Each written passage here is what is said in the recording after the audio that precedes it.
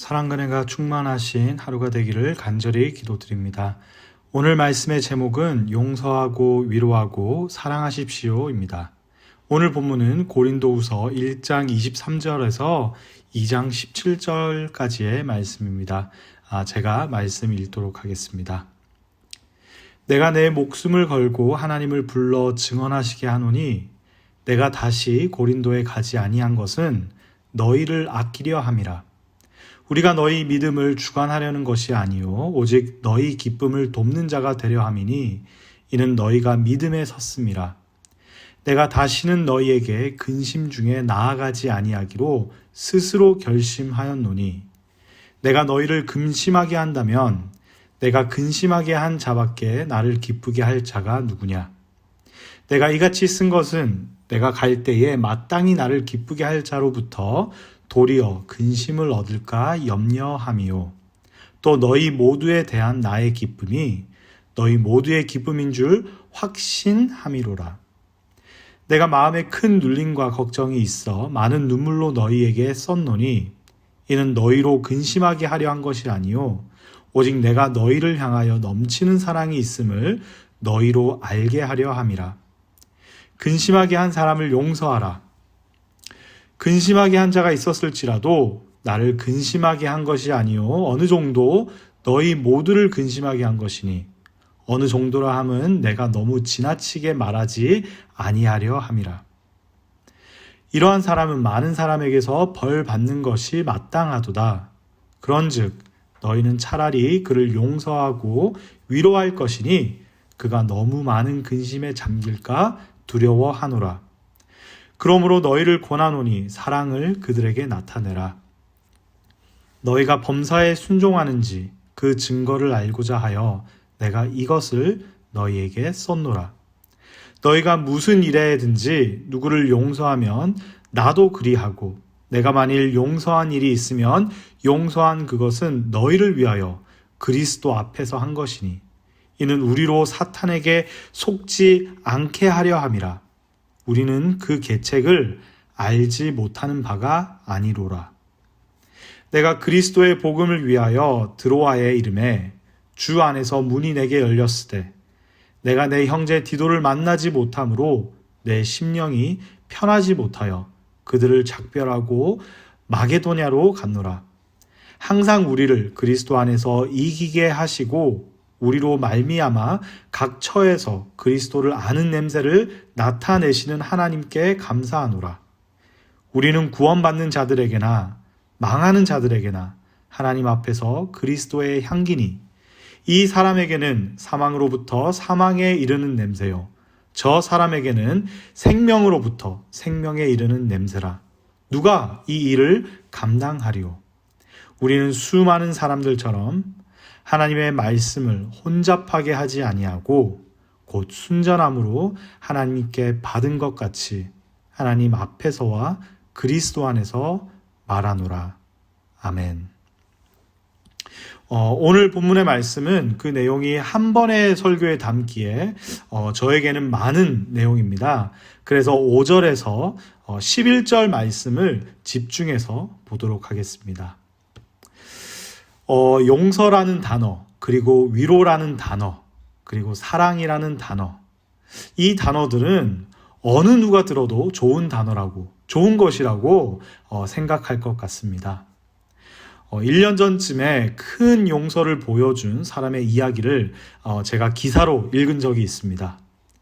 미국에 있는 어느 여자 경찰이 하루의 일을 다 마치고 자기 본인의 집에 귀가하였는데 낯선 흑인 남자가 자기 집에 있는 것을 보고 너무 놀란 나머지 그 남성을 총으로 쏴 죽인 일이 있었습니다. 하지만 너무나도 황당한 것은 그 흑인 남자가 여자 경찰의 집에 침입해 있던 것이 아니라 오히려 여자 경찰이 실수로 자기 집 대신 그 흑인 남자의 집으로 들어갔던 것입니다. 그러니까 상황을 정리하면 이 여자 경찰은 실수로 아무 잘못 없는 남자를 그의 집에서 총으로 쏴 죽이게 된 것입니다.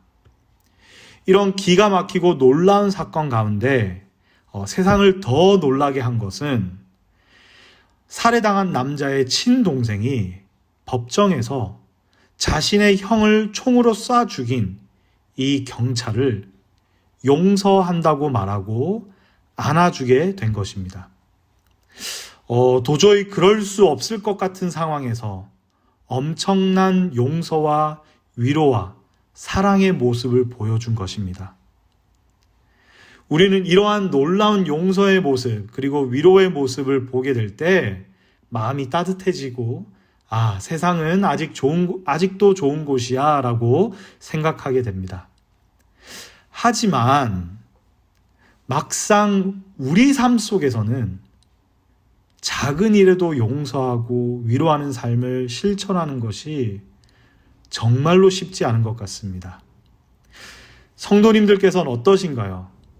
우리에게 잘못한 사람을 용서하고 더 나아가 위로하고 뿐만 아니라 사랑하는 것이 쉬우신가요? 오늘 본문 말씀은 아픔을 준 사람을 용서하라는 말씀입니다. 고린도 교회는 사도 바울이 심은 교회입니다. 그렇기에 사도 바울은 고린도 교회를 많이 사랑했습니다. 그런데 사도 바울이 그렇게 사랑하는 교회에서 누군가가 사도 바울을 근심하게 했다라는 것입니다. 2장 5절을 보니까 이렇게 쓰여져 있습니다. 근심하게 한 자가 있었을지라도 나를 근심하게 한 것이 아니요 어느 정도 너희 모두를 근심하게 한 것이니 어느 정도라 함은 내가 너무 지나치게 말하지 아니하려 함이라 라고 쓰여져 있습니다. 누군가가 사도 바울뿐 아니라 고린도 교회 공동체 전체를 근심하게 했다라는 것입니다. 우리가 정확한 상황을 알지는 못합니다. 하지만 아마도 사도 바울을 향해 문제를 일으킨 것 같습니다. 한글로 근심이라고 기록되어 있어서 우리에게 사도 바울의 아픔이 그리고 공동체의 아픔이 크게 다가오지 않을 수도 있는데요. 이 근심이라는 단어가 헬라어로는 루페오라고 하는 단어인데 그냥 해결되지 않은 일 때문에 속을 태우는 것을 말하는 것이 아니라 이 단어 루페오는 극심한 고통을 뜻합니다. 정신적인 그리고 감정적인 극심한 고통을 뜻하는 단어가 바로 루페오라는 것입니다. 예수님께서 잡히시던 밤에 겟세마네 동산에서 느끼신 고통, 그 고통을 루페오라고 표현하고 있습니다.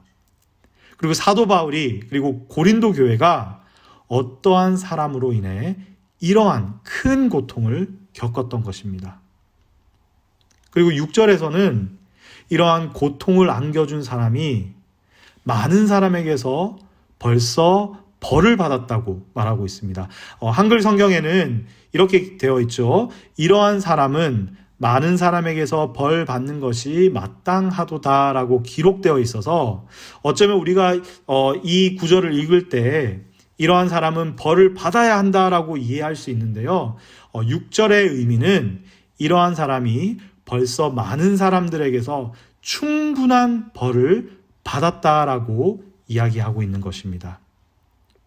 즉 바울과 고린도 교회 성도들에게 극심한 고통을 안겨준 이 사람이 이미 교회의 치리를 받은 것을 뜻하고 있습니다. 그래서 7절을 보니까 바울이 이렇게 말하고 있습니다.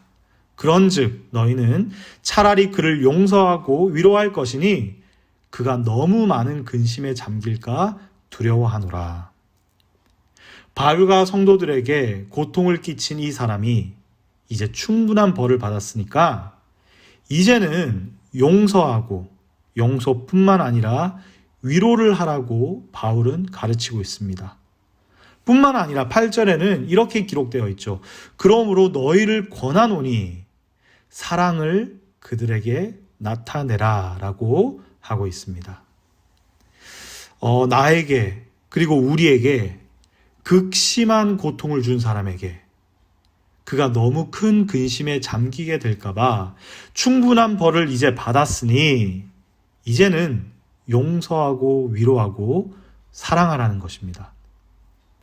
사도 바울은 고린도 교인들이 얼마나 이렇게 용서하고 위로하고 사랑하기를 원했는지 9절에는 이렇게 쓰고 있습니다.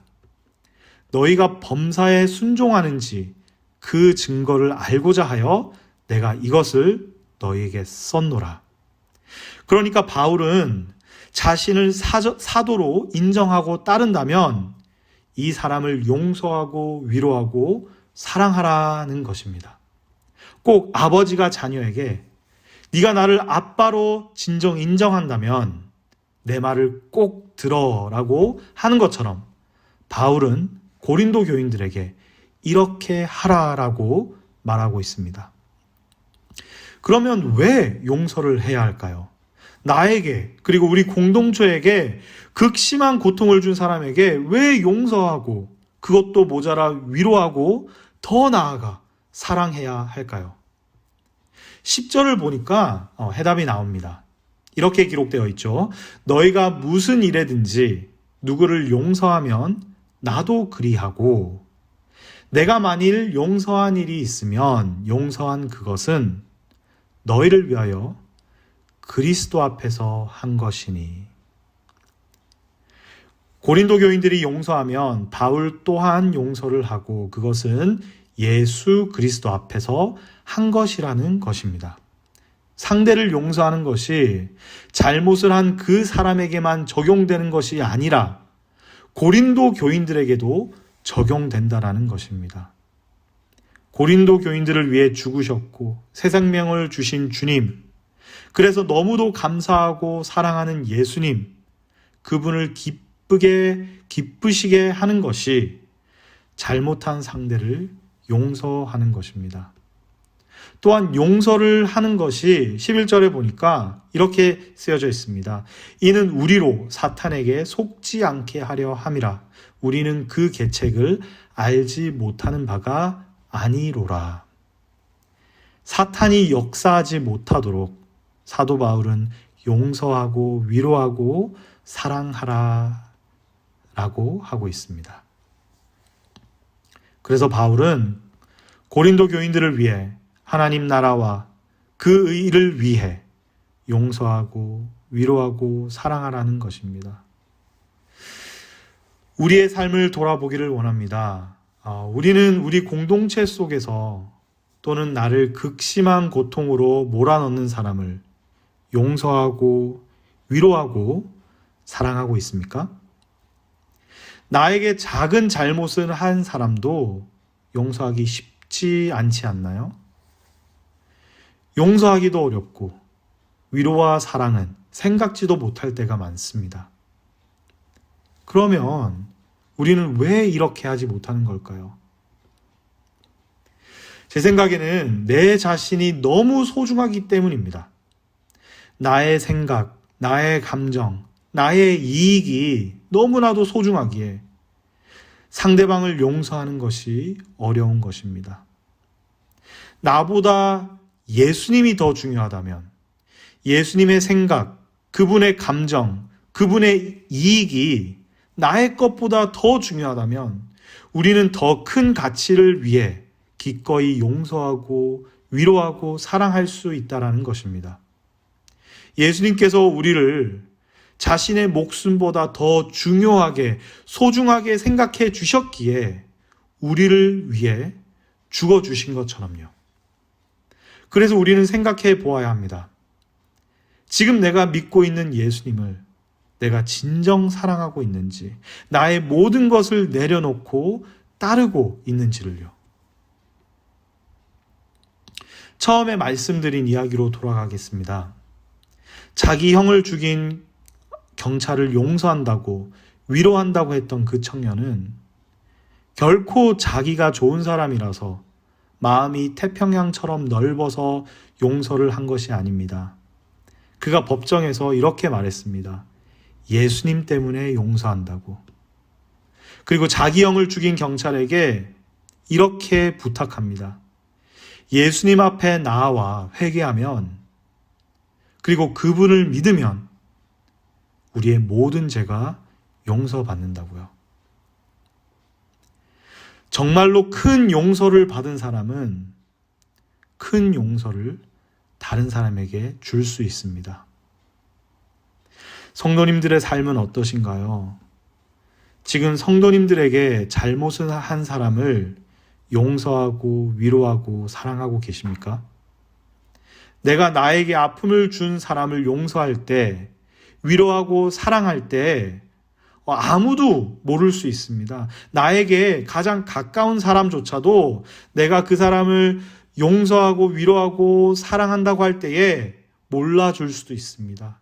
그 어느 누구도 박수 쳐주고 잘했다고 말하지 않을 수도 있습니다. 하지만 우리가 우리 죄를 용서받고 위로받고 사랑받을 수 있도록 이 땅에 오시고 완전한 용서와 사랑을 보여주시고 십자가에 죽어주신 예수님께서 보시고 아신다는 것입니다. 너무도 어렵지만 우리를 위해 죽어주시고 새 생명을 주신 예수 그리스도를 기억하시어 용서와 위로와 사랑의 삶을 살아가시는 성도님들이 되시길 간절히 기도드립니다. 함께 기도하시겠습니다. 하나님 아버지 감사합니다. 오늘 말씀을 통하여서 주님께서 우리에게 원하시는 바가 용서와 위로와 사랑임을 가르쳐 주시니 감사드립니다. 하나님, 큰 용서를 받은 우리가 다른 사람들의 잘못들을 용서할 수 있는 사람들이 될 수 있게 도와주시옵소서. 우리의 삶을 뒤돌아보게 하시고 무엇보다 우리를 너무나도 사랑하여 십자가에 죽어주신 예수 그리스도를 날마다 바라보게 하여 주시어서 내 감정과 내 생각과 내 삶이 더 중요한 것이 아니라 예수 그리스도의 생각과 예수 그리스도의 뜻이 더욱더 중요하게 되게 하여 주시어서 기꺼이 용서하며 위로하며 사랑하는 삶을 살아갈 수 있게 도와주시옵소서. 그럴 때에 우리의 공동체가 사탄의 계략에 넘어가는 것이 아니라 하나님 안에서 건강하게 자라날 수 있게 도와주시옵소서. 주님 감사드리며 예수님 이름으로 기도드립니다. 아멘.